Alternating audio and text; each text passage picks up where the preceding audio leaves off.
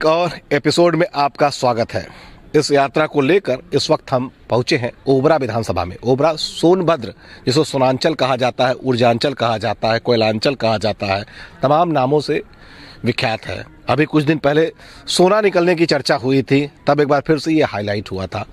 तो उस सोनभद्र के ओबरा विधानसभा में हम यहाँ आए हैं चुनाव के बारे में लोगों से जानने के लिए, और वो भी ऐसे समय जब तमाम पार्टियां जो है अपने अपने टिकट को डिसाइड कर चुकी हैं, नामांकन भी शुरू हो चुका है। पूरी तरीके से कहा जाए तो सभी पार्टियां पुट्ठे ठोक के मैदान में दो दो हाथ करने के लिए उतर चुकी हैं। और एक सबसे बड़ा मुद्दा आ रहा है, तमाम लोग इस्तीफे दे रहे हैं और कह रहे हैं ओबीसी, पिछड़ा, इन सब का फला पार्टी बड़ा उत्पीड़न करती है, सहयोग नहीं करती है। तो जिस सीट पे हम हैं, ये भी पिछड़ी सुरक्षित सीट है।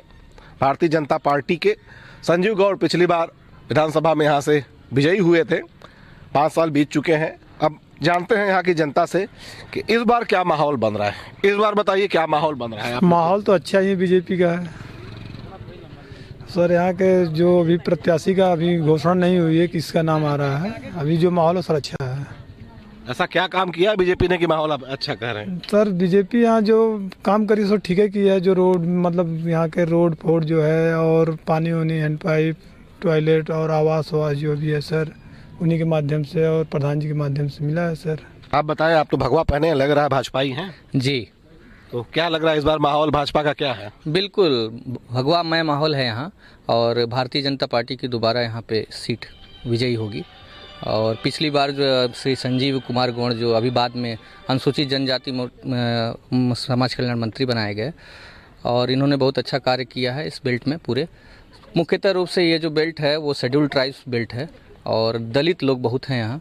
जो हमारी जो आवास योजना आई माननीय प्रधानमंत्री जी ने उससे जो दिया, और स्वास्थ्य योजना, आयुष्मान योजना, उसके साथ साथ जो हर घर जल योजना जो चल रही है, आगे चल के उसको भी इस 2022 में विस्तार उसका होगा। पूरे हर घर को जो पानी की असुविधाएं हैं वो दूर हो जाएंगी। चलिए फिर हम आएंगे। आपने तमाम योजनाएं बताई कि सरकार की है। योगी और मोदी के नाम पे मतदान होगा इस बार भी, जैसा कि लोग बोल रहे हैं, बता रहे हैं यहाँ पे कि किसके नाम पे वोट पड़ेगा। जी आप बताएं क्या लगता है, किस मुद्दे पे वोट पड़ेगा? ये तो पिछड़ी एरिया है यहाँ पर, और उसमें जो है जोगी मोदी पर मतलब फोकस जा रहा है। तो आप किस पिछड़ी से हैं कि अगड़ी से हैं? पिछड़े से हम भी हैं। पिछड़े से हैं। तो पूरी इस बार लड़ाई जो हो रही पिछड़ों की हो रही है। स्वामी प्रसाद मौर्य इस्तीफा दे दिए कि पिछड़ों की उपेक्षा, दारा सिंह चौहान इस्तीफा दे दिए कि पिछड़ों की उपेक्षा हो गई। आप एक आम जनता होने के नाते बताएं, क्या पिछड़े लोग जो हैं भाजपा के साथ सुरक्षित हैं कि सपा के साथ? पहले तो मतलब सपा के थे, मतलब जो है, लेकिन बीच में मतलब थोड़ा सा गड़बड़ा। आपको क्या लगता है कि पिछड़े जो हैं, दलित जो हैं, किसके साथ जाएंगे इस बार? दलित पिछड़े सब योगी जी के साथ जाएंगे। भी स्वामी प्रसाद, दारा सिंह, तमाम 5 साल तक जब मलाई खाए और सब कुछ किए, तब उनको जरूरत नहीं पड़ी थी कि पिछड़ों की आवाज़ उठावें। कितने दिन पिछड़े की आवाज़ उठाए स्वामी प्रसाद मौर्य जी, कितने दिन पिछड़े की आवाज़ उठाए थे। जब चुनाव आया तो बसपा छोड़ करके चले आए भाजपा में, भाजपा ने मंत्री तक बना दिया, कैबिनेट मंत्री बनाया, तब तक एक बार भी उन्होंने आवाज़ नहीं उठाया कि हाँ पिछड़ों को। और ये जो मुलायम सिंह के समय चल रही थी कि 17 जातियों को पिछड़ी जाति में डाला जाए, तो वो जब चुनाव आता है उसी वक्त जो है मुलायम सिंह ने भी ये बात उठाई। और यही स्वामी प्रसाद मौर्य, अभी तो मेरे पास वीडियो में नहीं है, कल मैं देख रहा था फेसबुक पे, तो दे रहा था जो है कि भ्रष्ट है सपा सरकार, अखिलेश भ्रष्ट है, गुंडों का सरकार है, ये वो। अभी है नहीं, मेरे मोबाइल में नहीं दिखा देते, या तो आपसे निवेदन है कि आप लोगों के पास पूरा रिकॉर्ड रहता है, उसको निकाल के देखिए। और आपको क्या लगता है स्वामी प्रसाद, दारा सिंह, इस तमाम जो नेता भाग रहे हैं, क्या असर पड़ेगा? बिल्कुल कोई भारतीय जनता पार्टी पे असर नहीं पड़ने वाला है। मुख्य मुद्दा देखिए इस चुनाव का विकास का है, ठीक है। पिछली बार भी यही मुद्दा था, और इस बार तो ये मुद्दा और प्रबलता से है क्योंकि विकास हुआ है। और जैसा कि यहाँ के लोगों ने, अभी आपने बात किया जो बोल रही थी कि मोदी है, तो पिछड़े वाला फैक्टर, ओबीसी वाला जो फैक्टर अभी फिलहाल अभी सबसे ज्वलंत मुद्दा है, वो कितना असर करेगा? वो सर कोई असर नहीं करेगा, और बीजेपी गवर्नमेंट आना है, और पब्लिक भी समझे कि पहले से बीजेपी क्यों है? बीजेपी तो ओबीसी का बड़ा सत्यानाश कर दी है, बनियों का सत्यानाश कर दिया, जैसा कि दारा सिंह और ये सब तमाम मंत्री इस्तीफा दे रहे हैं। नहीं सर, हमको तो बहुत अच्छा लग रहा है, क्योंकि पहले लोग खाना वाना बनाते थे, अभी देखिए गैस चूल्हा हर तरह से समझे, हर घर में समझे गैस चूल्हा है, और हर तरह से महिलाएं अपना बढ़िया से खाना पीना बना रही हैं, और हर सुविधा उनको मिल रहा है। राशन कार्ड का जो भी है फायदा सबको घर घर में बढ़िया उपलब्ध हो रहा है, और सब लोग बड़ा खुश हैं। ऐसा कुछ नहीं है सर। आप बताइए दादा, वोट वोट देते हैं कि नहीं? वोट तो देते हैं, लेकिन हम लोगों का मोदी जी जो अच्छा ही लगे। अब मोदी जी के जैसा कोई प्रधानमंत्री नहीं है, हम लोगों को बहुत अच्छा लगा। तो यहाँ से मोदी जी थोड़ी लड़ेंगे, ना तो मोदी जी लड़ेंगे ना तो योगी लड़ेंगे, यहाँ जो आपका स्थानीय नेता है वही लड़ेगा ना। ठीक है, अभी तो देखिए मोदी जी तो है ये हैं, और उसके बाद में योगी जी हैं।